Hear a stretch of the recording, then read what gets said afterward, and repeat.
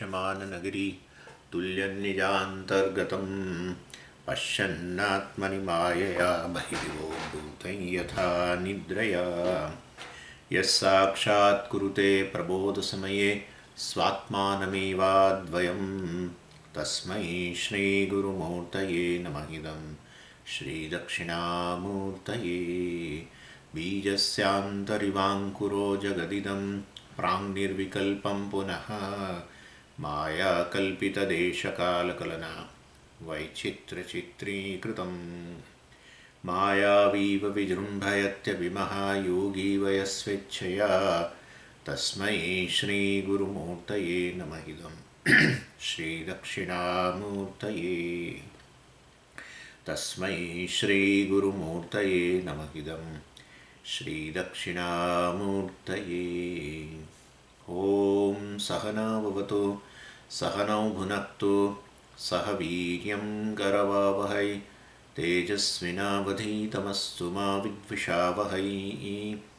ॐ शान्तिः शान्तिः शान्तिः। सदाशिवसमारम्भां शङ्कराचार्यमध्यमाम् अस्मदाचार्यपर्यन्तां वन्दे गुरुपरम्पराम्। ઓમ એટલે આપણે 15મા અધ્યાયની સમરી ગઈ વખતે જોયું અને હવે આ 16મા અધ્યાયમાં પ્રવેશ કરીએ છીએ।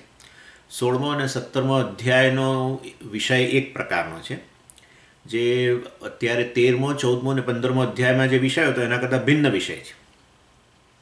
13મા 14મા 15મા અધ્યાયની અંદર રહેલો જે વિષય છે એને મુખ્ય વિષય કહી શકીએ, અને અહીંયા જે વિષય હવે 16મો અને 17મા અધ્યાયમાં છે એને આપણે ગૌણ વિષય પણ કહી શકીએ।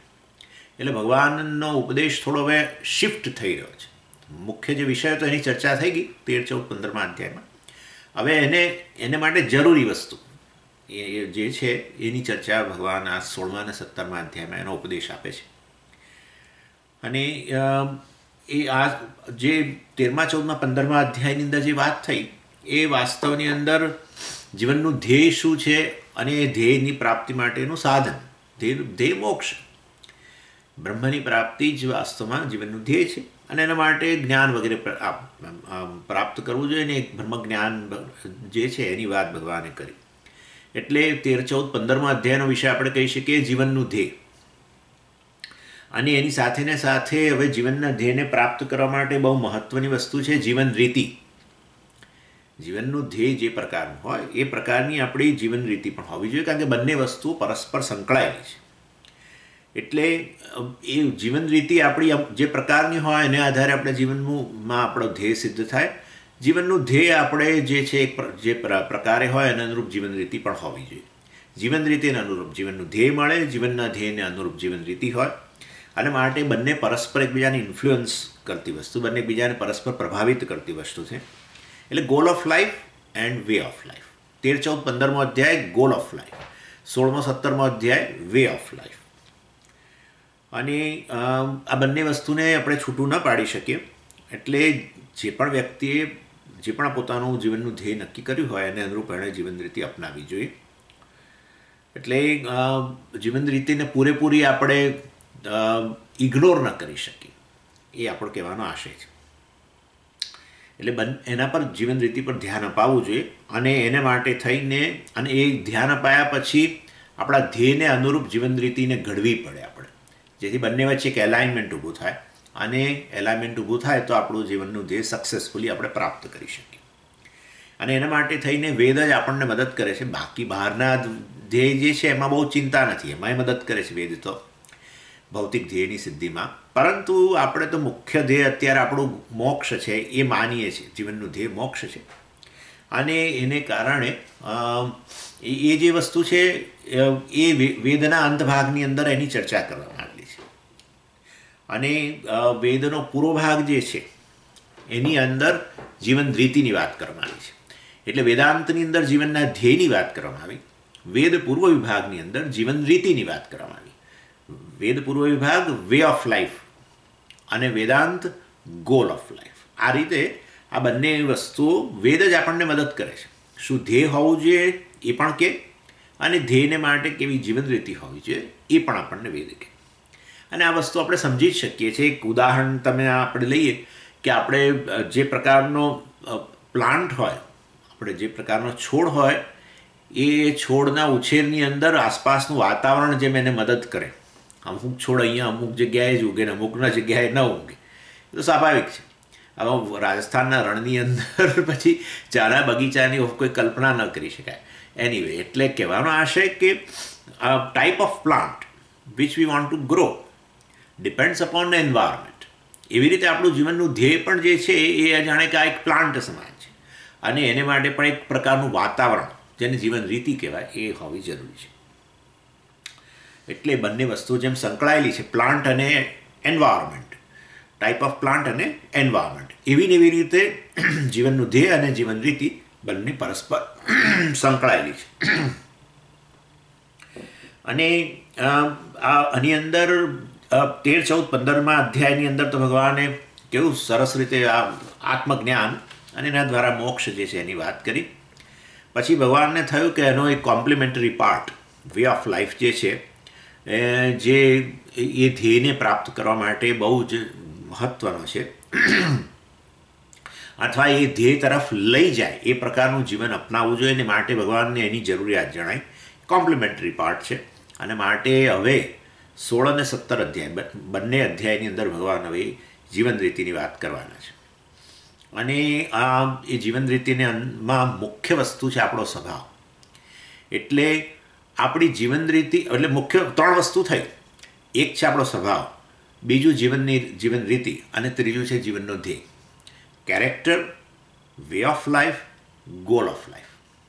એટલે જીવનનો ધ્યેયને અનુરૂપ જીવન રીતિ હોવી.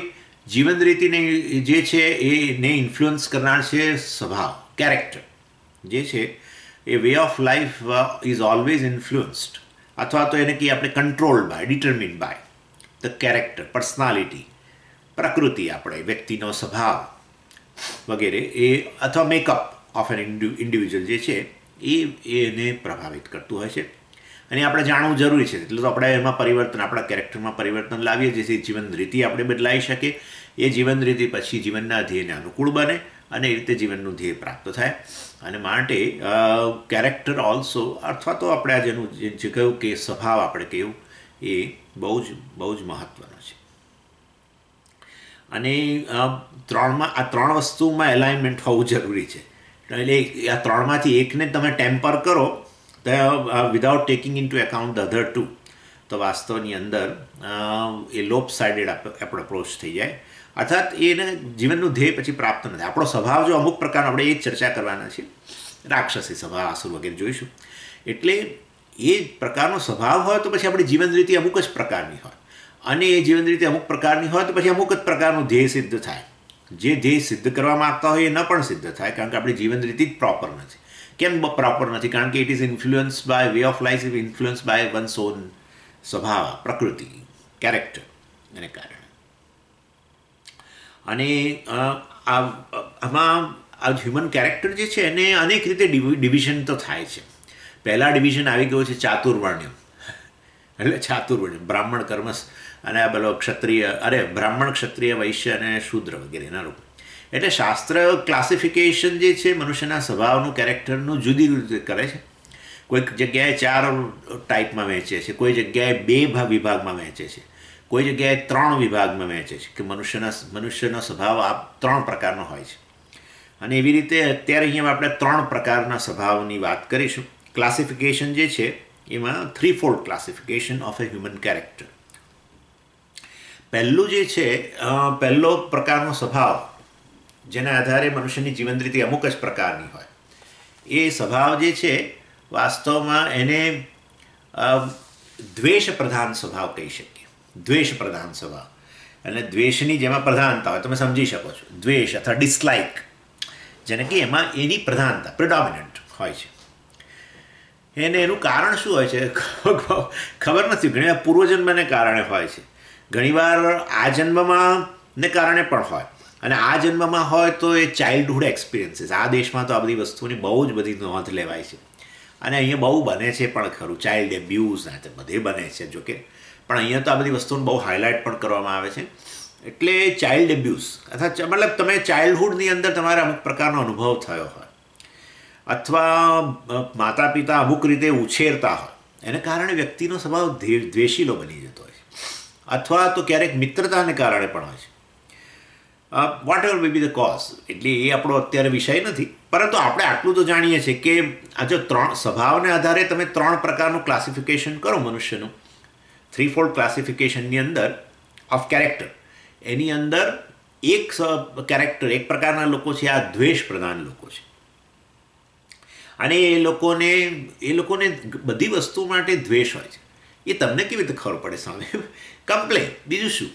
કમ્પ્લેન. એક વસ્તુ માટે કમ્પ્લેન જ હોય એમને. તમે શરૂઆત કરો ને, જે પણ ટોપિક કાઢો, 1-2 મિનિટ 5 મિનિટ માંડ થયું ના થયું ત્યાં આગળ છેવટે એમાં કમ્પ્લેન જ લાવીને મૂકી દે.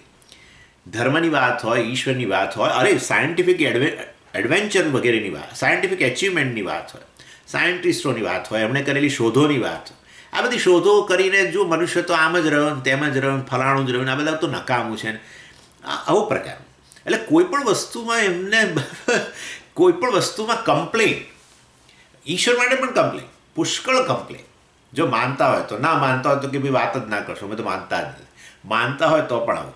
ધર્મ માટે, ધાર્મિક લોકો માટે, સંન્યાસીઓ માટે, અરે કમ્પ્યુટર માટે, મોબાઈલ માટે કમ્પ્લેન. એ તો જુઓ ને, આમ કરે ને તેમ કરે, આટલું નુકસાન. અરે પણ વાપરો છો આખો 24 કલાકમાંથી 20 કલાક તો જોડે રાખીને ફરો છો તમે પોતે જ, અને હવે કમ્પ્લેન કરો છો. એની બીજી સાઈડ છે, પરંતુ આ એક સ્વભાવ બની ગયો છે દ્વેષની પ્રધાનતાવાળા લોકો. એ લોકોની જીવન રીતિ અમુક જ પ્રકારની હોય, અને એને કારણે એમના જીવનમાં જે ધ્યેય હોય અમુક જ પ્રકારે સિદ્ધ થતું હોય.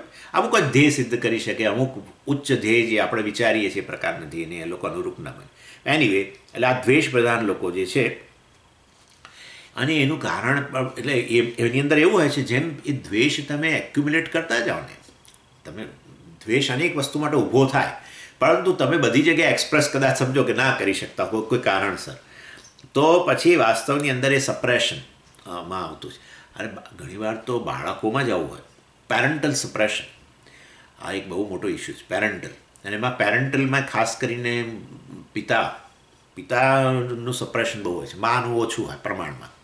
પિતાનું સપ્રેશન એટલું બધું હોય છે, મેં પોતે જ જોયેલું છે કેટલી જગ્યાએ. બાળક કશું બોલી જ ન શકે, કશું બોલે માતા પિતાને હાજરીમાં, એટલે પેલા પિતા જ બેઠા, શડપ એ બિચારાને ચૂપ જ કરી દે. એટલે હવે એને કમ્પ્લેન હોય, એના હૃદયમાં કંઈક દ્વેષ ઊભો થયો છે, એને કારણે કમ્પ્લેન કરવા માગતું હોય, પણ આ પિતાજી કે માતા જે પણ હોય, પરંતુ એને દબાવી જ દે. એટલે આવા લોકો જેમને સપ્રેશન થયેલું હોય ને જેમના દ્વેષનું, એ લોકો પછી ધીરે એમાંથી ક્રોધ પ્રધાન થઈ જાય. એટલે તમે જોશો આ એંગર અગેન્સ્ટ એવરીથિંગ, અને દ્વેષ પ્રધાન કેરેક્ટર લીડ્સ ટુ ક્રોધ પ્રધાન કેરેક્ટર, ક્રોધની પ્રધાનતા, I mean anger predominant character. અને આવા એટલે એમાંથી પછી હિંસા વગેરે પણ થાય, હિંસાની પ્રધાનતા હોય. અને એ કેવી રીતે ખબર પડે? હાઈલી શોર્ટ ટેમ્પર્ડ લોકો જે છે, એ લોકોને ક્યાં એમના માતા પિતા એમને દબાવ્યા હોય, એટલે કારણે પોતે કમ્પ્લેન ન કરી શક્યા હોય, પોતાનો દ્વેષ બહાર ન લાવી શક્યા હોય, અથવા મિત્રોની અંદર પોતે કોઈ કારણસર દબાયેલા રહેતા હોય ને પોતે ન કરી શક્યા હોય, જે પણ હોય, અથવા પૂર્વજન્મનું હોય. આ તો બધું પ્રારબ્ધથી પણ આવે છે સ્વભાવ તો. એનીવે, એટલે એને કારણે વ્યક્તિ શોર્ટ ટેમ્પર્ડ હોય, હાઈલી વોલેટાઇલ છે ને કે ને બહુ જ. અને એક નાની વસ્તુની અંદર એ લોકો એકદમ આમ જ્વાળામુખીની જેમ એકદમ ફાટી નીકળતા હોય છે. એટલે અને આપણું શાસ્ત્ર એને રાક્ષસ સ્વભાવ કહે છે. અહીંયા જેની આપણે ચર્ચા કરવાના છીએ એ રાક્ષસ સ્વભાવ જેને કહેવામાં આવે છે, એ આ પ્રકારના લોકો હોય છે. અને પણ રાક્ષસ કેમ કહ્યું? એ શબ્દ ક્યાંથી આવ્યો? આ એનું કારણ છે ભાઈ, એનું કારણ છે. કારણ કે જેમ રાક્ષસોથી લોકો આ એરિયામાં જો કોઈ રાક્ષસ હોય તો કેવી રીતે આજ વાંચીએ છીએ પુરાણોમાં, રાક્ષસ આવ્યો માનીને લોકો બધા ભાગી જાય. એટલે એવું આ વ્યક્તિને જોઈને બધા ભાગી જાય, કારણ કે એટલો બધો શોર્ટ ટેમ્પર્ડ હોય. એને કારણે વ્યક્તિઓ પોતાનું રક્ષણ કરવા માગતા હોય, અને માટે they try to avoid at any cost. આ વ્યક્તિનો સંપર્ક કરવો અથવા એનાથી દૂર રહેવામાં જ પોતાની જાતને સેફટી માનતા હોય. એના પરથી જ રાક્ષસ શબ્દ આવ્યો છે. અને માટે રક્ષંતી જનાહ અસ્માત ઇતિ રાક્ષસાહ રક્ષંતી, જનાહ લોકો એનાથી પોતાનું રક્ષણ કરે એવા વ્યક્તિઓને રાક્ષસ કહેવામાં આવે છે. આવું છે એટલે અને આવું આવું હોય છે જ. અરે એટલે હદ સુધી એ ઘરની અંદર પિન ડ્રોપ સાયલન્સ હોય. પહેલાં પિતાજીનું સ્કૂટર કે કાર આવે, આ તો નજરે જોયેલું છે સુરતમાં. પિતાજીની કાર કે સ્કૂટર પાર્ક થયું નથી ત્યાં જ ઘરમાં સોપો થઈ જાય એકદમ. એ પહેલાં બાળકો કિલ્લોલ કરતા હોય, ચીચિયારીઓ પાડતા હોય, બધું માં હોય ઘરમાં પણ માં કશું બોલે નહીં. અને પિતાજી ખાલી સ્કૂટરનો અવાજ સાંભળે કે કારનો અવાજ સાંભળે કે આવી ગયા છે, ચોથે માળ રહેતા હતા, સાંભળે કે નીચે આવ્યું છે, સોપો. બીજે દિવસે પછી પિતાજી પાછા જાય, સવારે બધું નાસ્તો પાણી કરીને નીકળે પાછા એમના કામ પર, ત્યાં સુધી ઘરની અંદર સોપો. અને જેવા પિતાજીનું સ્કૂટર ગયું કે કાર ગઈ અને વળી પાછો એકદમ ચીચિયારીઓ શરૂ થઈ જાય. એટલે યાની એ પિતાજી ઘરમાં હોય એટલે આ બધા બાળકો એ રૂમમાં આવે જ નહીં, પોતપોતાના રૂમની અંદર ભરેલા રહે. એટલે રક્ષણથી બાલા, આ બાળકો કે બધા પોતાની જાતનું રક્ષણ કરે છે આ વ્યક્તિથી. માટે પેલી વ્યક્તિ જે છે એ રાક્ષસ સ્વભાવનો છે, એ નક્કી થઈ ગયું. સો રક્ષંતી જનાહ અસ્માતિથી રાક્ષસાહ આવું કહેવામાં આવે છે. રક્ષ ધાતુ છે, તમે જાણો જ છો, એના પરથી રક્ષા શબ્દ પણ આવ્યો છે. Raksh means to protect. So people protect themselves from such a person. That person is called rakshas. એટલે આવા દ્વેષ પ્રધાન લોકોને ભગવાન અહીંયા રાક્ષસ પ્રકૃતિના લોકો, રાક્ષસ સ્વભાવના લોકો કહે છે. જે કેવા હોય છે, સામાન્ય રીતે insensitive to the feelings of others, rude હોય, ગ્રોસ, જેને કહીએ ગ્રોસ માઇન્ડેડ. એટલે અહીંયા જો કે અમેરિકામાં તો ગ્રોસ શબ્દ કે જુદા અર્થમાં વપરાય, એને sense it is just gross, એમ કે પેલી વ્યક્તિ સમજતી ના હોય કે ખબર નહીં, એના માટે કંઈક આવું પ્રયોગ મને કહું સ્વામીજીએ કે આવો કંઈક પ્રયોગ થાય છે. અને આપણા સ્વામીજી કદાચ વાપરતા હતા, જસ્ટ ગ્રોસનેસ ઓફ ધ માઇન્ડ, આવું કહેતા, એટલે સમજી ના શકે એ વ્યક્તિ. પણ એનીવે આ તો ઇનસેન્સિટિવ ટુ અધર્સ ફિલિંગ્સ આવે ગ્રોસ લોકો. સામાન્ય રીતે બીજાઓને શું કરતા હોય, હર્ટિંગ પ્રકૃતિના જે લોકો જે છે, વિધાઉટ નોલેજ, અને ખબર એ નથી કે આવી હર્ટ કરીશ પણ કરતા જ રહે. અને એને માટે આવા રાક્ષસ પ્રકૃતિના લોકો માટે શ્રેષ્ઠ ઉદાહરણ છે પ્રાણી જગતની અંદર આપણું પોર્ક્યુપિન. પેલો હોય છે ને, ખૂબ બધા પેલા મોટા મોટા કાંટાવાળું, ચારે બાજુ કાંટા આખા શરીરની અંદર, એ પોર્ક્યુપિન પ્રકારના લોકો જે છે. અને એ માનો કે આવું પ્રાણી લોકોની વચ્ચે દોડતું હોય, સમજો, કલ્પના કરો, ખૂબ બધા લોકો છે ને એની વચ્ચે દોડતું હોય, લોકોની શું દશા થાય, બધા લોકો કેવા ઘવાઈ જાય. એવું આ રાક્ષસ પ્રકૃતિના લોકો રોજે રોજ પોતાની જીવન રીતિ દ્વારા બધા એની આસપાસના લોકોને સતત એમને હર્ટ જ કરતા હોય છે, પોતાની વાણી દ્વારા, પોતાના કર્મો દ્વારા, અને થ્રુ વર્ડ્સ, ડીડ્સ ઓર થોટ્સ બધા દ્વારા સતત એ લોકો એમનું જે જીવન ચલાવવાની પદ્ધતિ છે એની અંદર અનેક લોકો ઘવાતા રહે છે. જેવી રીતે પેલું પ્રાણી જ્યાં પણ જાય બીજાને ઘાયલ કરે એ પ્રકારે. ચાલો, એટલે અને ટ્રેજડી એ છે કે એ વ્યક્તિ, હી ઓર શી ડઝન્ટ નો ઇવન કે હું રોજે રોજ આટલા બધા લોકોને આવું હર્ટ કરું છું, કારણ કે એનો સ્વભાવ જ થઈ ગયો છે.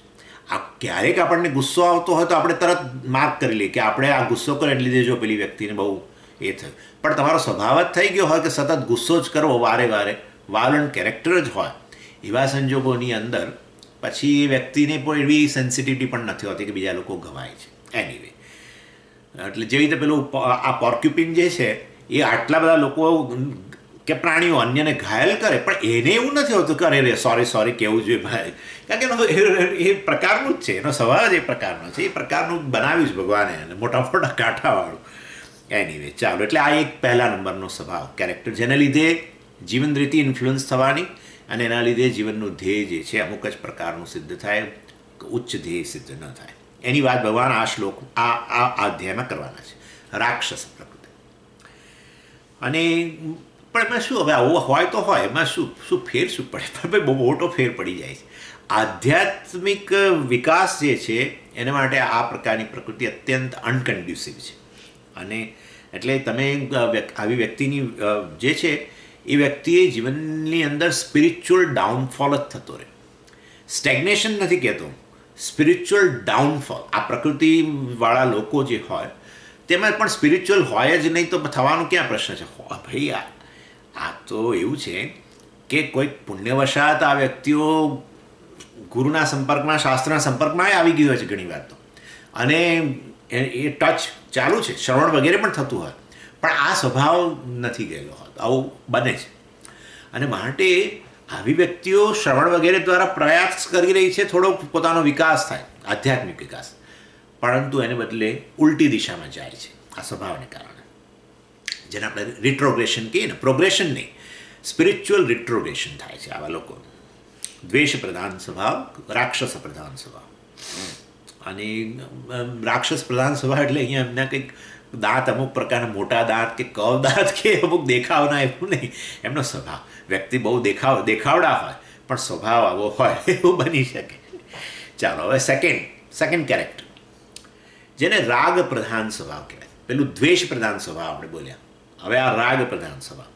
આ સ્વભાવવાળી વ્યક્તિઓ છે ને એ લોકોના જીવનની અંદર રાગનું ઓરિએન્ટેશન, રાગની પ્રધાનતા, એટેચમેન્ટ, આસક્તિ, કામની પ્રધાનતા હોય છે, અને લોટ ઓફ ડિઝાયર્સ. અને કયા પ્રકારની ઈચ્છાઓ? ડિઝાયર ફોર બધું, નામ, આપણે નેમ, ફેમ, મની એક્સેટ્રા, બધી વસ્તુ, પોઝિશન, અને રેવલરી પણ ખરી એ પણ હોય, હરીફાઈ વગેરે પણ હોઈ શકે એમના જીવનની અંદર.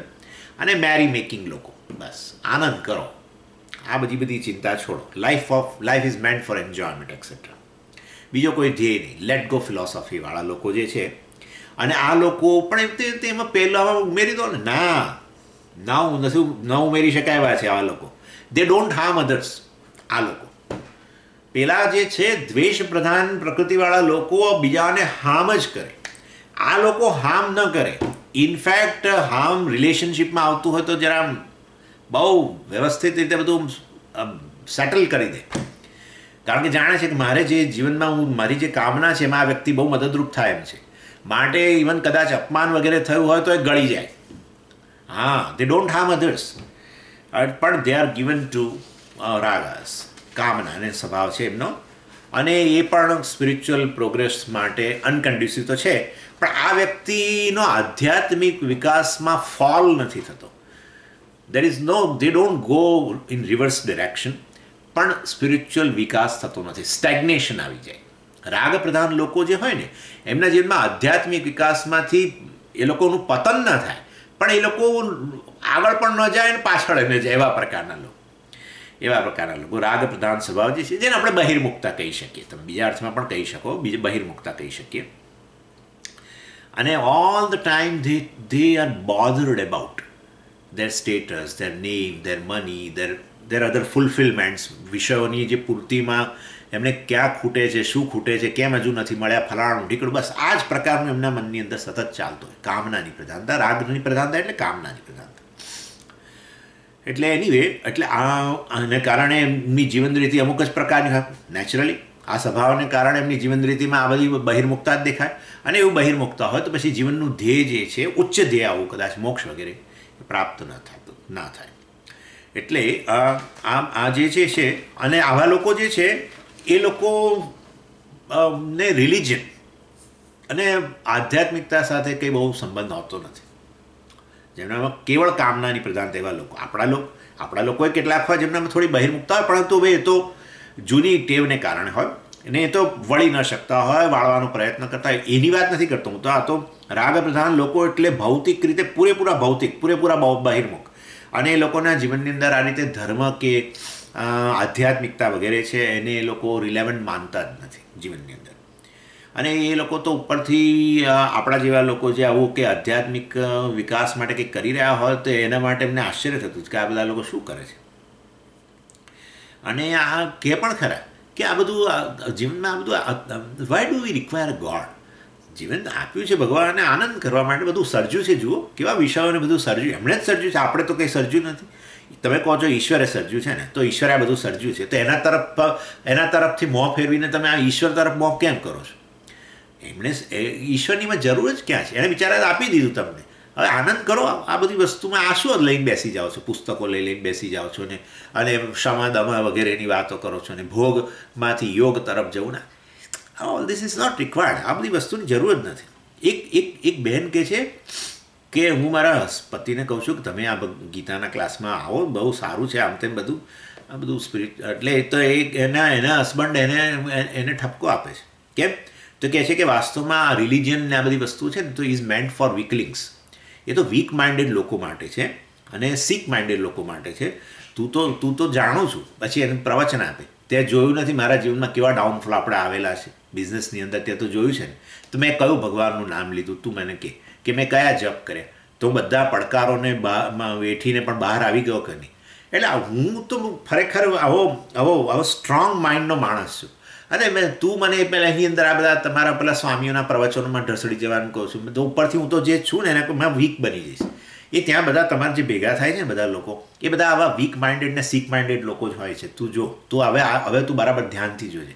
સો ડોન્ટ તારે જે કરવું હોય કર, પણ અનનેસેસરી don't drag me in that direction. Don't include me in your that group. I don't want. આ રાગ પ્રધાન લોકો બીજાઓને લાગણીને ન દુભાવે, ક્રોધ પણ ન કરે. ઘણી વાર તો જાણે છે ક્રોધ કરવાથી મારો ગોલ જે છે એની અંદર મને જ નુકસાન થશે, એટલે ક્રોધે ના કરે, કશું નહીં. પણ આ મનની અંદર સતત ખદબદ થતું કે આ શું મારા બધા ધ્યેય, મારી બધી જે કામનાઓ છે ને કેવી રીતે હું પૂરી કરું. અને most of this people belong to this kind of the second variety, harmless, even well behaved. ઘણીવાર તો વેલ બિહેવ્ડ હોય, બહુ જ પોલિશ વે ઓફ સ્પીકિંગ ને બધું. તમને લાગે કેવા સુંદર લોકો છે, બહુ ગુડ મેનર્ડ, પણ પૂરેપૂરા નાસ્તિક. ભગવાન શબ્દ જ ન ઈચ્છે. ઇનફેક્ટ જાણે કે કોઈક જગ્યાએ કોઈ સર્કલની અંદર કે ભાઈ આ સ્વામી આવવાના છે, તો એના મિત્રો આવે જ નહીં એ વખતે કે ભાઈ અમારે પેલું ફલાણું કામ આવી ચડ્યું, કારણ કે સ્વામીને ફેસ જ નથી કરવા. કારણ કે એ કે જાણે છે સ્વામીઓ એટલે આ બધી ભગવાનની વાતો કરશે, આમ બોલશે ને તેમ બોલશે.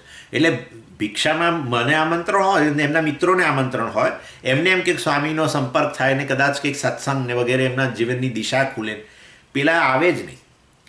ઓડિયન્સ બીજા દિવસોમાં પાર્ટીના નામે આવે, પણ આવી રીતે કંઈક આવું ગેટ ટુગેધર હોય જેમાં સ્વામીને આમંત્રણ હોય, આવે જ. અને આવ્યા હોય, આ તો બધું જોયેલું છે એટલે આ બધી વસ્તુઓ આવ્યા હોય ને તો એ બીજા રૂમની અંદર જ બેસી રહે, ત્યાં ટીવી ચાલુ કરીને બેસી રહે, બધા વોટ્સએપ કરે ને એ બધું એમ જ ચાલુ.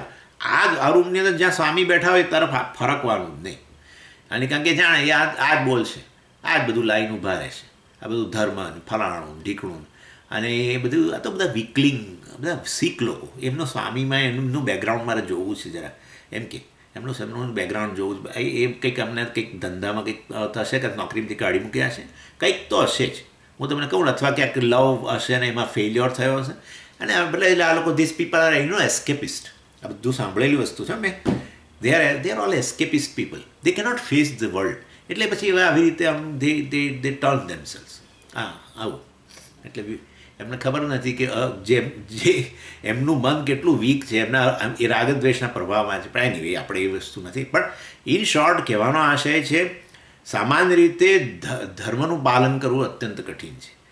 ધર્મના પાલનની અંદર ભયંકર સ્ટ્રોંગ માઇન્ડ જોઈએ કે જે તમે તમારા રાગ દ્વેષ કે તમારી કામનાઓને ખાળીને એમાંથી બહાર આવી શકો. કામનાઓને વશ થાય એ વ્યક્તિ વીકલિંગ છે. પણ એનીવે આપણાથી એ વસ્તુ કહેવાય નહીં. એટલે in short they feel religion is not required, Vedanta is not required. You require a comfortable life to live. હજુ ગઈકાલે જ એક ભાઈ આવ્યા હતા ન્યૂ જર્સીથી, મને કહે છે કે સ્વામીજી માય ચિલ્ડ્રન સારા બધા બંને બહુ પેલો PhD કરે છે ક્યાંક, અને એટલે ઇન શોર્ટ વેરી બ્રિલિયન્ટ. પણ કહે છે કે we don't want to come with you, we don't want to come. કેમ? We are good people. અમે આપણે જીવનની અંદર અમે તો બધું શું આપણે we want to be good character, good person. અને ગુડ પર્સન બનવામાં આ બધાની ક્યાં જરૂર છે? આ મંદિરોમાં જવાનું ને આ બધા ટીલા ટપકાવાળા સ્વામીઓને મળવાનું, this is not required. We don't want to come with you parents. You go mom and daddy, you go, and we don't want to join you. બહુ જ મારે ક્લોઝ રિલેશન છે એ લોકો સાથે. ધરારના આશ્રમની નામ પડતા જ ના પાડી દે, નથી જવાનું, નથી આવવું મારે. બસ શું જીવનનું ધ્યેય શું છે? You should be a good mannered person, well behaved person, good person to help others વગેરે. બહુ ઇટ ઇઝ ઇનફ. આ બધું ઈશ્વરના નામે આ બધું ચાલે છે, બધું પૂજાઓના અંતે. વી ડોન્ટ વોન્ટ ટુ ડુ. આપણા યંગસ્ટર્સ, મોટા ભાગના યંગસ્ટર્સ આ બીજી પ્રકૃતિમાં આવે છે. સેકન્ડ, રાગ પ્રધાન. દ્વેષ પ્રધાન બહુ ઓછા, જેમની બહુ જ ખરાબ બેકગ્રાઉન્ડ હોય, મતલબ જેમનો અપબ્રિંગિંગ બરાબર ન થયું હોય, ચાઇલ્ડહુડમાં બીજા એબ્યુઝિસ થયા હોય, એ લોકો પેલા દ્વેષ પ્રધાન હોય. પણ મોટા ભાગના આપણા યુથ આ બીજી પ્રકૃતિના છે. હું એનું નામ આપું છું હમણાં. એટલે મટીરિયલિસ્ટિક પીપલ, જેને કે એની સિમ્પલ લેંગ્વેજ. અને ઘણીવાર ઈશ્વરનો સ્વીકાર, એટલે એમાં બે પ્રકારના હોય છે પાછા. કેટલાક યંગસ્ટર્સ ઇન્ડિયાની અંદર હું જોઉં જ છું, હવે શનિવાર ગુરુવાર હોય એટલે સત્ય સાંઈબાબાના દર્શનની અંદર લાઇનમાં ઊભેલા હોય. લાઇન લાગે, બહુ જ ઊભેલા હોય યંગસ્ટર્સ બધા. અને શનિવારે હનુમાનજીના મંદિરો, આપણે ત્યાં તો હનુમાનજીના મંદિરો ઢગલાબંધ, એક સ્ટ્રીટમાં, તો ત્યાં ઊભેલા તમને જોવા મળે યંગસ્ટર્સ બધા. પરંતુ એ ત્યાં ઊભેલા નહીં કે એમના જીવનમાં કંઈક હવે આમ એમના કંઈક પ્રકાશ પથરાયો છે અને જીવનનું ધ્યેય વિશે વિચાર, કશું નહીં. એ હનુમાનજી એમનું ધ્યેય સિદ્ધ કરે કે સત્ય સાંઈબાબા ધ્યેય સિદ્ધ કરે. કારણ કે બધી બહુ સ્ટોરી સાંભળી છે કે આ સત્ય સાંઈબાબા નહીં, આમ સોરી, પેલા સાંઈબાબા, શિરડી સત્ય સાંઈબાબામાં જ છે, પણ હવે હમણાં નથી મારી બધી ચર્ચા. પણ શિરડીના સાંઈબાબા એમાં ગુરુવારે એમના મંદિરોમાં જાય. કારણ કે બહુ મેં બધી સ્ટોરી સાંભળી છે કે સાંઈબાબા તો તમારી બધી જે કામના હોય એ બધી પૂરી કરે છે. ને એવી બધી અનેક સ્ટોરી. એવી રીતે હનુમાનજી પણ તમારી બધી કામનાઓ પૂરી કરે. અને બીજા એટલે you won't have any obstacles in your gaining goals. અને માટે આ બંને જગ્યાએ સખત લાઈનો, અને લાઈનોની અંદર તમારા મારા જેવા તો બહુ ઓછા, બધા યંગસ્ટર્સ. એટલે આવું જોઈને પહેલાં આપણા મિત્રો હોય ને, જે લોકો લઈને જતા આવતા ક્લાસ, સ્વામીજી હવે તો બધા આપણા યંગસ્ટર્સ લોકો પણ મંદિરે જતા થયા, અલા પણ કેમ જાય છે તો જુઓ. એ કંઈ બધા ધર્મ પ્રધાન થયા છે એવું ના માનો. They want something in their life. Basically એમના જીવનમાં કોઈ ધ્યેય જ રહેલું છે, એની સિદ્ધિ માટે એ લોકો બધા જાય છે. એટલે મોટા ભાગના લોકો, અને એમાં youngsters, they belong to this second category, રાગ પ્રધાન કેરેક્ટર ધરાવનાર. એમના માટે સ્પિરિચ્યુઆલિટી, સ્ક્રિપ્ચર્સ, સ્વામીઓ, આ બધી વસ્તુ કોઈ મહત્ત્વની નથી. અને બીજા કેટલાક જે છે યંગસ્ટર્સ, જે લોકો ઈશ્વરમાં જ માનતા નથી, એ લોકો કેવળ ભૌતિકવાદીઓ છે. એટલે એમાં બે પ્રકારના છે. પણ anyway, this is in general આ પ્રકારનો સ્વભાવ. અને હમણાં થોડા વર્ષો પહેલાં એક ઇન્ડિયન એક્સપ્રેસની અંદર એક કિસ્સો આવેલો કે એક મા બાપ એમની દીકરીને લઈને દીકરો જોવા, બીજા મતલબ એના વેવિશાળ માટે થઈ એક દીકરો જોવા માટે ગયા હશે, એક છોકરાને જોવા માટે. ને જ્યારે એ ઘરમાં એ છોકરી પ્રવેશીને પછી એને આમ દેખાવામાં તો છોકરો ગમ્યો. અને પછી એ લોકોને કહ્યું તમે જરા બેસીને બીજા રૂમમાં જરા વાતચીત કરો, તમારે એકબીજાની પરિચિતતા વધે તે વગેરે વાત કરી. પછી એ છોકરી પછી બધું પતી ગયા પછી પેરેન્ટ્સ સાથે ઘરે આવી તો કે બોલ તારી શું ઈચ્છા છે? તો કે મારે નથી કરવા. કેમ? તો કે તું તો કહેતી છોકરો સારો છે ને બધું ભણેલો બહુ વ્યવસ્થિત. હા પણ મને તો એ બધા લોકો ફંડામેન્ટાલિસ્ટ તાલિબાન જેવા લાગે છે. કેમ? આ તો આપણા હિન્દુ. હા પણ કે એના જોયું નહીં, સાઉથ ઇન્ડિયન હતા, એટલે કે એના મધરે ચાંદલો ને બધું કરેલું અને એમના ફાધરે આમ પેલી વિભૂતિ લગાડેલી બધી. I cannot go to this. આ જ વસ્તુ પછી પ્રવચન આપ્યું એણે કે why should they do this? By doing this, આવું બધું કરીને એ લોકો બતાવે છે કે અમે હિન્દુ છીએ. અને આ રીતે જ આવા ધાર્મિક લોકોએ જે વાસ્તવની અંદર એક ડિવિઝન ઊભું કર્યું છે. એટલે માટે this people are the responsible for division, disparity, all quarrels. ધર્મના નામે જે થાય છે એનું કારણ આવા લોકો છે, જે લોકો આવું બતાવે છે કે અમે તો હિન્દુ છે, આવું ત્રિપુંડ કરીને, અથવા આવું ચાંદલો, માતાઓ ચાંદલો કરે બહેનો. એટલે મારી વાત તાલિબાનોના ઘરમાં નથી જવું. વિચારો, યુ ઇમેજિન. એટલે હું એના ફાધર મધરે તો આવું કલ્પના પણ નહીં.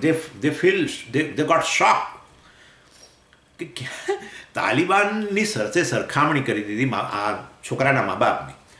અમેઝિંગ. ના પાડી દીધી છોકરી, માં નથી કરવું. આવા લોકોના ધર્માંધ જેને કહેવાય ને, એવા લોકોના ઘરમાં નથી જવું. From looking at the human being, તમે you should look it as a human being. આ તો તમે આવું કરીને બતાવો છો કે અમે હિન્દુ છીએ, તમે ક્રિશ્ચન છો, તમે મુસ્લિમ છો. મુસ્લિમો એમ કે પેલી દાઢી રાખીને અને પેલી પ્રકારની વિશેષ ટોપી પહેરીને બતાવે કે અમે મુસ્લિમ છીએ. અને આ રીતે આવા જ લોકો જે છે એ જ લોકોને કારણે જ આ સમાજની અંદર બધા ડિવિઝન ઊભા થયા છે ધર્મના નામે. અને because of their external science they want to show that we are belong to A particular group, એટલે ધર્મના છીએ. અને હું તો એ લોકોને તાલિબાન ગણું છું. બ્રાહ્મીણ ફેમિલી હતું, સાઉથ ઇન્ડિયન, એ લોકો ત્રિપુંડ કરેલું, પેલા ભાઈએ તો સરસ ધોતી પહેરેલી વ્યવસ્થિત, આવું બધું એ લોકો માને. બેને પેલા અમુક પ્રકારની સાડી પહેરેલી, લોંગ યાર્ડ પેલી, એમને ચાલો વગેરે કરે. અને અહીંયા પણ પાછું બહેનો તો અહીંયા પાછું ટીક, સેથામાં પણ ટીક કરે, આ બધું કરેલું. એટલે કે I don't want to go, બસ મારે નથી, એ ઘરમાં જવું જ નથી. એનીવે આ તો ઇન્ડિયન એક્સપ્રેસમાં બહુ વર્ષો પહેલાંનું મને યાદ આવ્યું એટલે મેં તમને કહ્યું. એટલે આ રાગ પ્રધાન સ્વભાવવાળા જે લોકો હોય છે, એનીવે એ લોકો ઇમોરલ હોય એવું નથી હોતું, બેડ કે એવા કેરેક્ટરના હોય એવું પણ નહીં, દે આર વન્ડરફુલ. પણ આ એમનું થિંકિંગ આ પ્રકારનું હોઈ શકે કે materialistic people, totally away from the culture, religion, એ સ્પિરિચ્યુઆલિટી, સ્ક્રિપ્ચર્સ, સ્વામીઝ, આ બધાથી તદ્દન દૂર.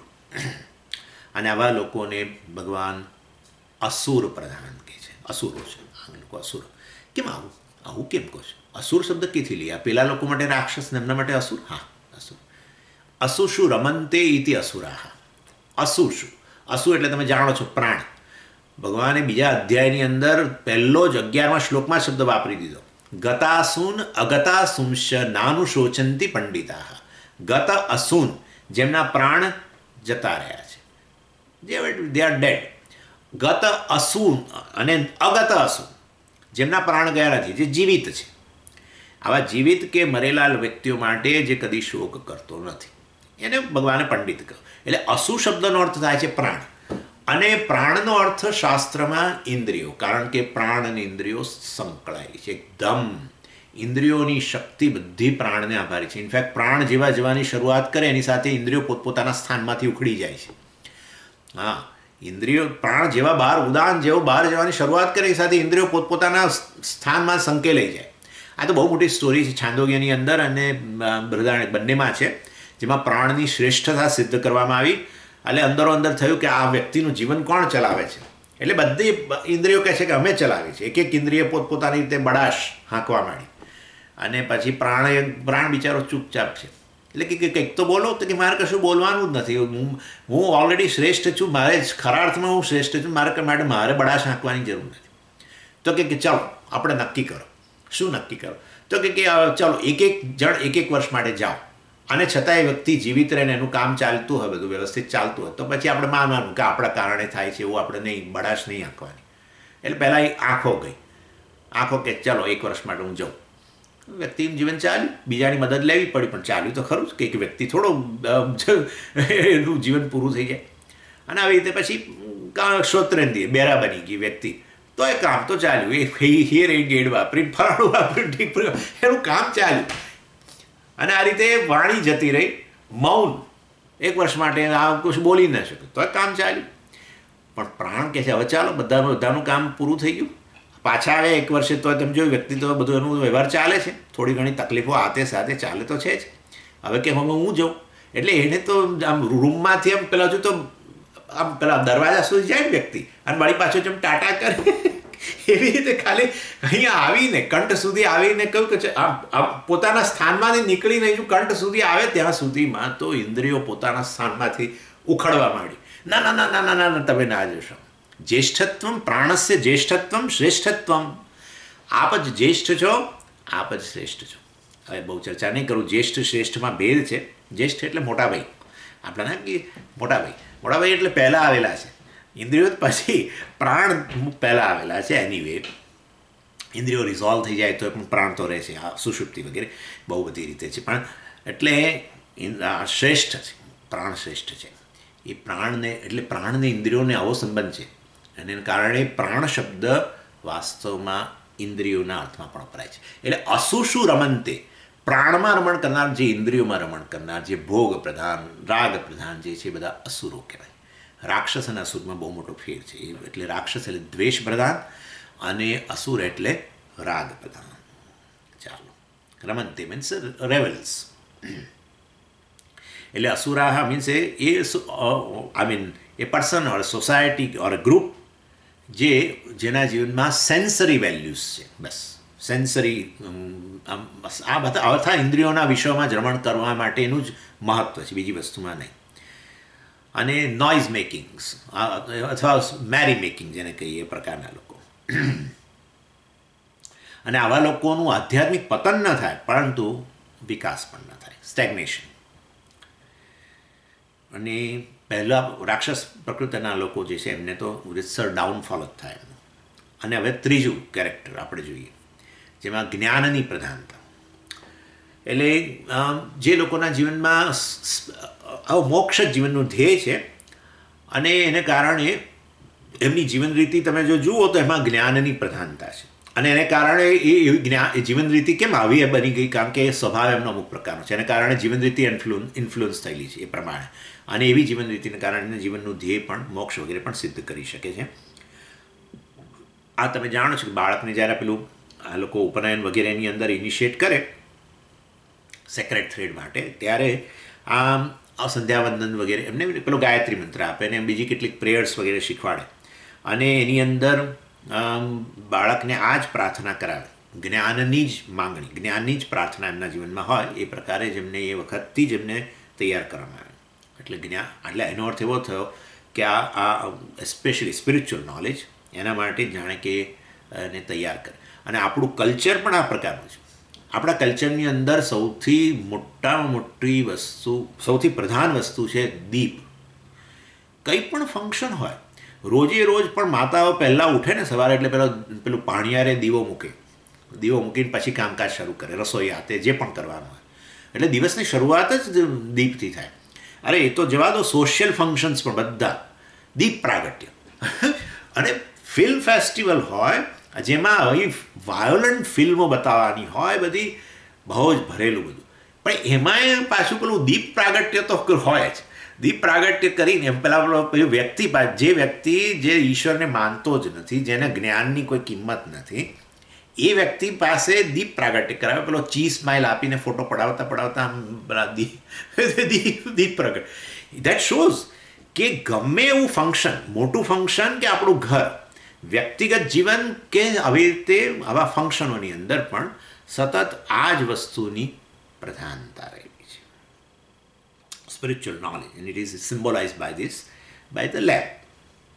અને દીપનો અર્થ તમે જ્ઞાન કરી શકો, કારણ કે જ્ઞાન પ્રકાશ સમાન છે, અંધકારને દૂર કરે. એવી દીવો જેવી રીતે દૂર કરે એવી રીતે આ જ્ઞાન પણ અજ્ઞાનરૂપી અંધકારને દૂર કરે એ રીતે. અથવા તો દીવાનો પૂજ્ય સ્વામીજી જરા જુદો અર્થ કરે છે. દીવાનો અર્થ થાય છે કે તમે તમારા જીવનમાં ઈશ્વરને સ્થાન આપો છો તમારી પ્રવૃત્તિમાં. શરૂઆત કરો એ વખતે દીવો પ્રગટાવો છો, કારણ કે કહે છે કે અગ્નિ જે છે એ પરમાત્માનું પ્રથમ રૂપ છે. અને વાસ્તવમાં પરમાત્મા પણ પ્રકાશ સ્વરૂપ છે, ચૈતન્ય સ્વરૂપ છે. અને એના કારણે બધું આખું સમગ્ર જગત ઉજળે, મતલબ સમગ્ર જગત આખું એના કારણે ઉજળી રહ્યું છે, બરાબર ને? એટલે ન તત્ર સૂર્યો ભાતિ ન ચંદ્ર તારકમ નેમા વિદ્યુતો ભાંતિ કુતોય અગ્નિ તમેવ ભાંતમ અનુભાતિ સર્વમ. આપ ભાસો છો માટે બધું ભાસી રહ્યું છે. એટલે જેવી રીતે દીવો ભાસતો હોય એના કારણે આખા ઓરડામાં રહેલી બધી જ વસ્તુ કેવી પ્રકાશિત થાય, અંધકાર દૂર થઈ જાય. એવી રીતે વાસ્તવમાં પરમાત્માને કારણે આખું જગત ભાસે છે. અને માટે પરમાત્માને સિમ્બોલિકલી આપણે આપણા જીવનમાં આવી રીતે દીપ દ્વારા લાવીએ છીએ. એવું પણ કરી શકાય, અથવા દીપનો અર્થ જ્ઞાનની રીતે પણ કરી શકાય. આપણા જીવનમાં જ્ઞાનની પ્રધાનતા હોવી જોઈએ, જે એને કારણે મોક્ષ આપણને પ્રાપ્ત થાય. અને એના માટેનો સ્વભાવ અમુક પ્રકારનો હોય એ આપણે જોઈ રહ્યા છીએ. એટલે ઇન શોર્ટ આપણું કલ્ચર જે છે એની અંદર આ દીપનું મહત્ત્વ બહુ જ છે.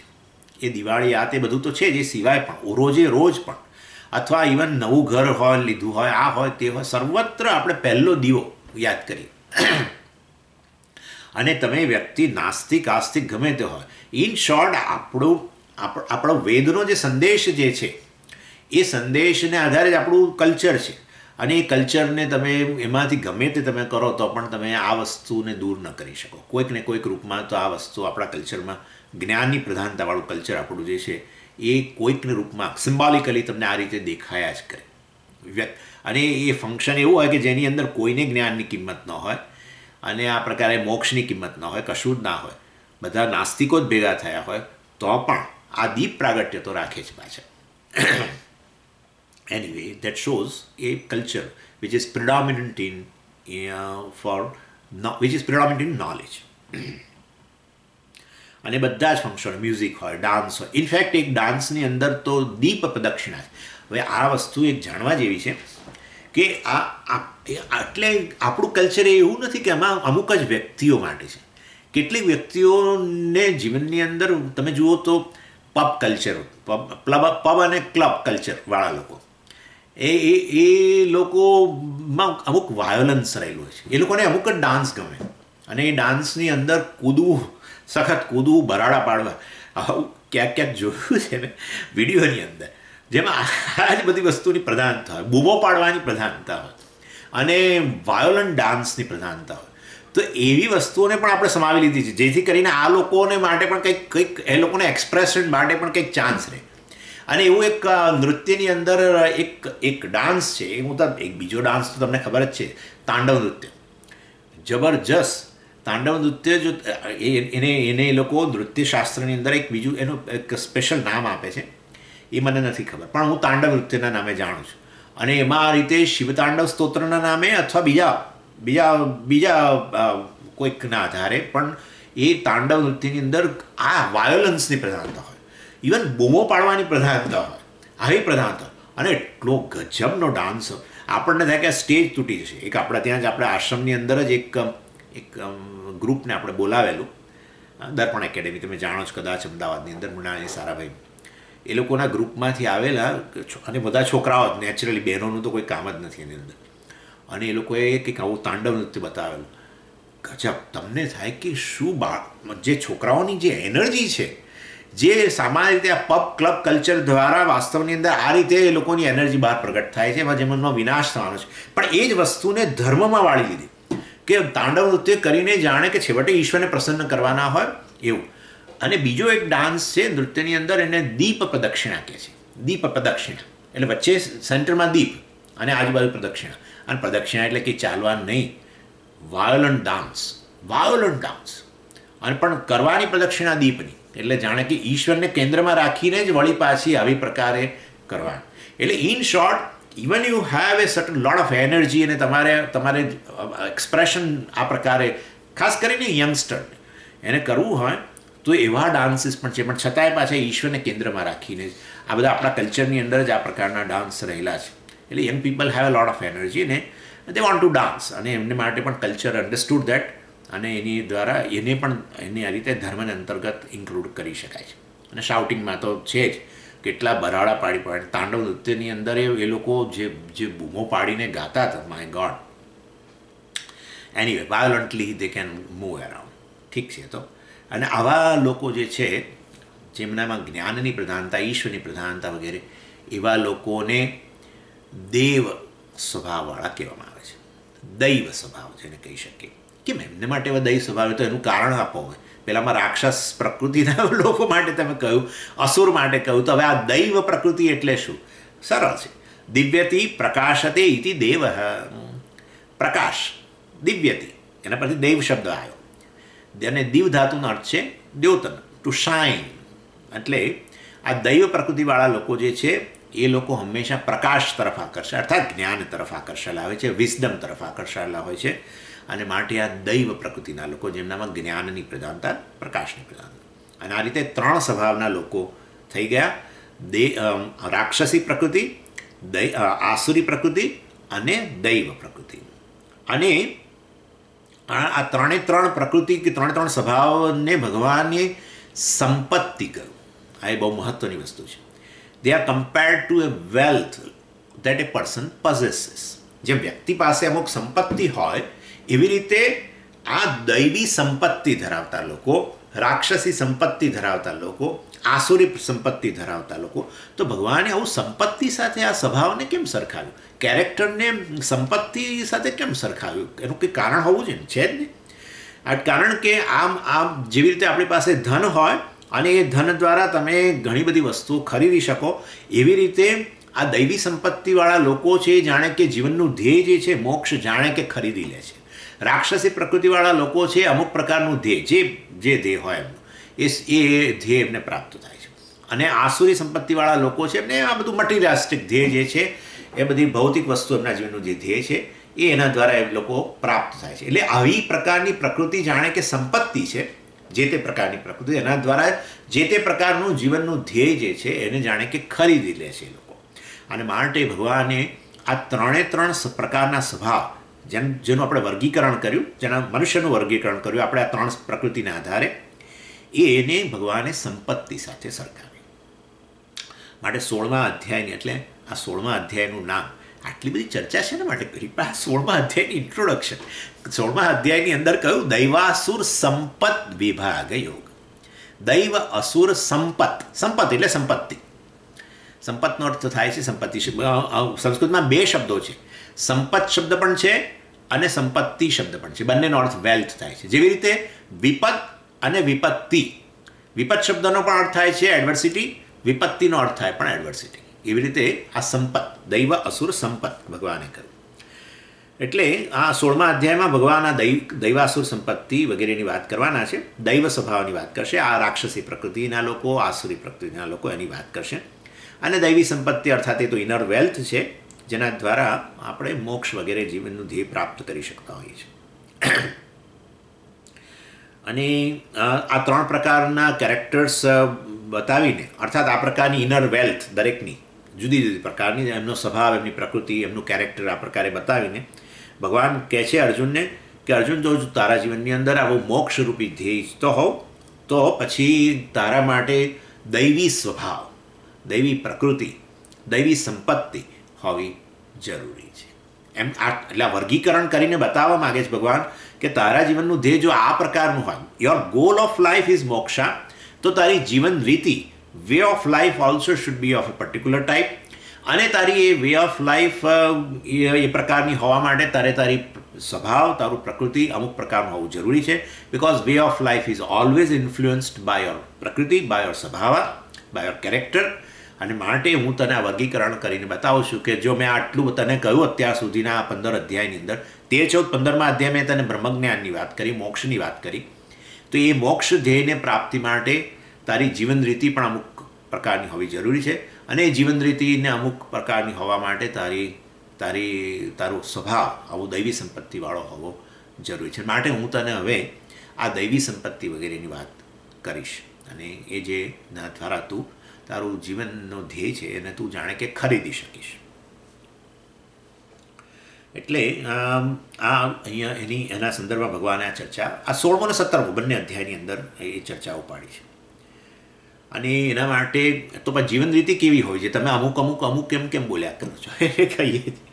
એટલે વે ઓફ લાઈફ એ અર્થાત આપણે નાની મોટું જે પણ કરતા હોઈએ વસ્તુ, આપણે જીવન પ્રવૃત્તિ મતલબ એ અમુક પ્રકારની હોવી જોઈએ. આપણે ખોરાક જે લઈએ, આ તો ઇનફેક્ટ તમે તો સાંભળી લીધું છે, એટલે પણ આવવાનું છે પહેલાં 17મા અધ્યાયની અંદર, તમે જાણો જ છો. એટલે આપણે અમુક પ્રકારનો ખોરાક, સાત્વિક ખોરાક જ લેવો જોઈએ. અને આપણું એન્ટરટેનમેન્ટ, ઇવન આનંદના વિષયો પણ આપણા અમુક પ્રકારના હોવા જોઈએ. આપણું વાંચન અમુક પ્રકારનું હોવું જોઈએ. આપણે ટીવી પ્રોગ્રામ્સ કે યુટ્યુબના પ્રોગ્રામ્સ જોતા હોય એ અમુક પ્રકારના હોવા જોઈએ. અને right type of the people with whom we move, એટલે આપણે ફ્રેન્ડશિપ પણ અમુક પ્રકારની હોવી જોઈએ. અર્થાત કોની સાથે ઉઠક બેઠક છે એ પણ બહુ મહત્ત્વની વસ્તુ છે. આ બધી વસ્તુ જીવન રીતિ છે. એટલે આપણો લીઝર ટાઈમ આપણે ક્યાં સ્પેન્ડ કરીએ છીએ એ પણ એટલું મહત્ત્વનું છે. Every minute thing contributes to the way of life. એટલે એ બધી વસ્તુ બતાવશે ભગવાન. એટલે તમે કહો સ્વામીજી સ્વભાવ બોલો છો, પણ તમે અમુક જીવન રીતિ કેમ બોલો છો? એનું કારણ છે જીવન રીતિ એટલે જેની અંદર આપણી વિવિધ પ્રકૃતિ છે, આપણી દિવસ દરમિયાનની એ પ્રવૃત્તિ જે છે એ અમુક પ્રકારની હોવી જરૂરી છે. ખોરાકથી માંડીને બધું તમે આપણે જોઈ જ ગયા 17મા અધ્યાયમાં, એટલે તમને તો ખબર છે. પણ જાણે કે કોઈને ખબર નથી, તો એના માટે જાણે આ બધી વસ્તુની ચર્ચા થશે. ભગવાન 3 પ્રકારના આહારની પણ વાત કરવાના છે 17મા અધ્યાયમાં, અહીંયા નહીં, 16મા અધ્યાયમાં નહીં. પણ 16મા અધ્યાયમાં ભગવાન બીજી બધી દૈવી સંપત્તિ બતાવશે, અભયમ, સત્વ, સંશુદ્ધિ વગેરે વગેરે. એનીવે, એટલે એ જીવન રીતિ નક્કી કરવા માટે તારો સ્વભાવ અમુક પ્રકારનો હોવો જોઈએ, દૈવી સંપત્તિવાળું હોવું જોઈએ. એ બધી વસ્તુ ભગવાન કહેશે. માટે હે અર્જુન, મેં તને ધ્યેયની વાત કરી દીધી, અને માટે હવે તને હું વેની વાત કરું. ગોલની મેં વાત કરી દીધી, ગોલ ઓફ લાઈફ. હવે હું તને વે ઓફ લાઈફની વાત કરું.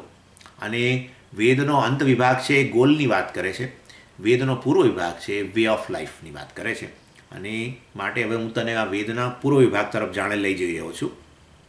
કારણ કે આ બંને વસ્તુઓ વેદનો પૂર્વ વિભાગ અને આ અંત વેદાંત બંને જેમ પરસ્પર સંકળાયેલા છે, એવી જ રીતે જીવન રીતિ જે વેદનો પૂર્વ વિભાગ જેનો વિષય છે, જીવન રીતિ એનો વિષય છે, અને વેદનો અંત વિભાગ છે જે જીવનના ધ્યેયની વાત કરે છે, એ બંને પણ સંકળાયેલા છે.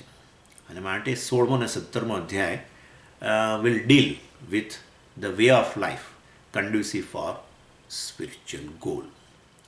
અને એ દૃષ્ટિએ ભગવાન હવે આ બંને અધ્યાયોની અંદર ચર્ચા કરશે. આ બેકગ્રાઉન્ડ થઈ ગયું 16મા અધ્યાયનું.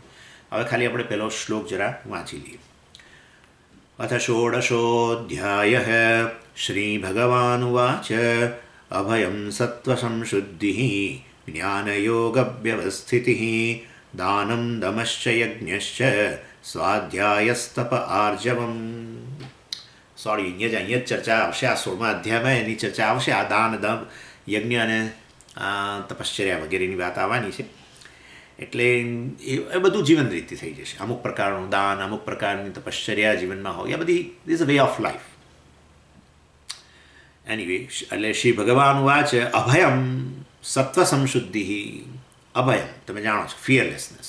સત્વ સંશુદ્ધિ, સત્વ એટલે અંતઃકરણ, અંતઃકરણની શુદ્ધિ, મેન્ટલ પ્યોરિટી. જ્ઞાન યોગ વ્યવસ્થિતિ, જ્ઞાન અને યોગ અર્થાત કર્મયોગ વગેરે છે એની અંદર સ્થિરતા. દાનમ ચેરિટી, દમ અને સેન્સ કંટ્રોલ વગેરે. યજ્ઞશ્ચ યજ્ઞશ્ચ અને પછી ભગવાન કહે છે સ્વાધ્યાય. યજ્ઞ એટલે આપણે જોવાના જ છીએ, આમ તો તમને તો જાણે ખબર છે, પણ યજ્ઞ એટલે યજ્ઞ અમુક પ્રકારના કર્મ અને જેની અંદર ઓફરિંગ વગેરે રહેલું છે. સ્વાધ્યાય સ્ક્રિપ્ચરલ સ્ટડી, શાસ્ત્રનું અધ્યયન વગેરે. તપઃ ઓસ્ટેરિટી. આર્જવમ સ્ટ્રેટ ફોરવર્ડનેસ, સીધા ચાલે. આ હંમેશા સીધા ચાલે, વાંકા ના ચાલે. ભગવાનનું ઉદાહરણ ના લે. ભગવાન તો ઊભા રહે પણ આમ ત્રિભંગી, પેલા એ ના ચાલે ભાઈ. એમનો બીજો અવતાર છે ને એને જીવનમાં લાવવાનું. એકે જે કર્યું એને જીવનમાં નહીં લાવવાનું, એમણે જે કહ્યું લાવવાનું. ગીતાચાર્ય જે કહ્યું એ આપણે કરવાનું, એમણે જે કર્યું એ આપણે નહીં કરવાનું ભાઈ. અને પેલા તો રામજી તો જે બોલ્યા અને કર્યું પણ એવું સીધા ચાલ્યા. કોદંડ લઈને સીધા ચાલે. એ ક્યારે આમ ને આમ નહોતા થતા. પેલા આમને આમ જ થાય, ગોળ ગોળ ગોળ ગોળ ગોળ. એટલે વાસ્તવની અંદર ઈશ્વરનું એ રૂપ છે, આનંદ અને પ્રેમનું રૂપ છે, આ ધર્મનું રૂપ છે. રામચંદ્રજી એ ધર્મનું મૂર્તિમંત રૂપ, એમ્બોડીમેન્ટ, ક્રિસ્ટલાઇઝ ધર્મ in form of physical body, mind બધું.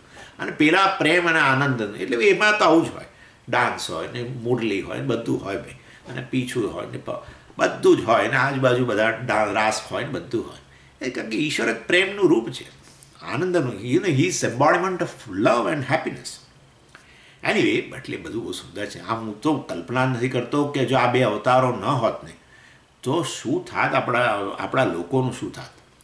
એટલે અવતારનું પ્રયોજન આ લોકોને બધાને ઈશ્વર તરફ વાળવાનું છે. અને એના માટે ભગવાનને અમુક જ પ્રકારની લીલાઓ કરવું પડે. એમનું ચરિત્ર, લીલા, બધી વસ્તુ બહુ મહત્ત્વની છે. ચરિત્રનું આચરણ થાય, લીલા દ્વારા પરમેશ્વર પ્રત્યે પ્રેમ જન્મે. એમણે જે લીલા કરી આવા બાપરે, એ આપણે ન કરી શકીએ. પરંતુ એ લીલાની અંદર ભગવાને બતાવ્યું કે હું બધાના જીવનમાં રહેલા અવરોધો દૂર કરું છું, રાક્ષસોને દૂર કરું, આ કરું તે કરું, રક્ષણ કરનારો હું છું વગેરે. એમ કરીને ભગવાન બધાને પોતાની તરફ આકર્ષે. એટલે બંને વસ્તુ બહુ મહત્ત્વની છે, ચરિત્ર અને લીલા. અને ચરિત્ર એટલે આપણે એનું આપણે આપણા જીવનની અંદર આચરણ કરી શકીએ. આવું કેરેક્ટર, ચરિત્ર એટલે કેરેક્ટર. એમણે જે કર્યું એ આપણે પ્રકારે આપણા જીવનમાં કરી શકીએ. પણ લીલા આપણાથી ન થાય, એના માટે તો એવો દેહ, માઇક દેહ જ જોઈએ. એનીવે, એટલે ઓસ્ટેરિટી, આર્જવ, સ્ટ્રેટ ફોરવર્ડનેસ. પછી કંટ્રોલ ઓફ, બીજું છે અક્રોધ, ક્રોધનો ભાવ. પછી ત્યાગ, આ બધાની ચર્ચા કરીશું જ આપણે. શાંતિ, અપૈશુનમ. અને શાંતિ, અપૈશુનમ એટલે વાસ્તવની અંદર એવોઇડન્સ ઓફ સ્લેન્ડર આપણે જેને કહીએ ને એ. દયા ભૂતેષુ, સર્વભૂતો ઉપર દયા. અને અલોલુપ્ત્વમ, લોભનો અભાવ. માર્દવમ, જેન્ટલનેસ. મૃદુ કહીએ ને આપણે, મૃદુ પરથી જ આ માર્દવમ શબ્દ આવે છે. મૃદુ સ્વભાવ અર્થાત જેન્ટલનેસ. હ્રીહી, મોડેસ્ટી. અચાપલમ, ફ્રીડમ ફ્રોમ રેસ્ટલેસનેસ, ચપળતાનો અભાવ એટલે રેસ્ટલેસનેસ. અચાપલમ એટલે ચપળતાનો ભાવ અર્થાત રેસ્ટલેસનેસનો ભાવ. આ બધી પેલી દૈવી પ્રકૃતિ જેના દ્વારા જે હોય તો આપણું જીવન આમ જુદા પ્રકારનું બની જાય અને જેના દ્વારા છેવટે આ મોક્ષરૂપી ધ્યેય પણ આપણું સિદ્ધ થાય. પછી છે તેજ સ્માર્ટનેસ જેને કહીએ ને, ક્ષમા પેશન્સ, ધૃતિ ફોર્ટિટ્યુડ, શૌચમ પ્યોરિટી, અદ્રોહ એબ્સન્સ ઓફ ઇલ વિલ કોઈના માટે ની ખરાબ લાગણીમાંથી મુક્તિ, નાતિમાનિતા અતિમાનિતાના એટલે અતિમાનનો ભાવ અર્થાત હ્યુમિલિટી. અને આ બધી વસ્તુઓ જે છે અભિજાતસ્ય સંપદમ દૈવીમ, આ બધી દૈવી સંપત્તિ છે ભગવાન કહ્યું. અને આ દૈવી સંપત્તિ દ્વારા વ્યક્તિ છેવટે પ્રાપ્ત કરે છે જીવનનું ધ્યેય વગેરે. એટલે દાનમ દમશ્ય યજ્ઞશ્ય સ્વાધ્યાય તપ આર્જવમ વગેરે. પણ પછી દાન દમ અને તપશ્ચર્યાની વાત ને એ બધું તો પછી પાછું એ આગળના આવવાની જ છે. એટલે આ દૈવાસુર સંપદ વિભાગ જે છે એમાં ચર્ચા થઈ રહી છે. ચાલો હવે આવતી વખતે આપણે આગળ જોઈશું, આ અધ્યાયની શરૂઆત કરીશું. ઓમ પૂર્ણમદ પૂર્ણમિદમ પૂર્ણાત પૂર્ણમુદચ્યતે પૂર્ણસ્ય પૂર્ણમાદાય પૂર્ણમેવાવશિષ્યતે. ઓમ શાંતિ શાંતિ શાંતિ. હરિ ઓમ શ્રી ગુરુભ્યો નમઃ. હરિ ઓમ.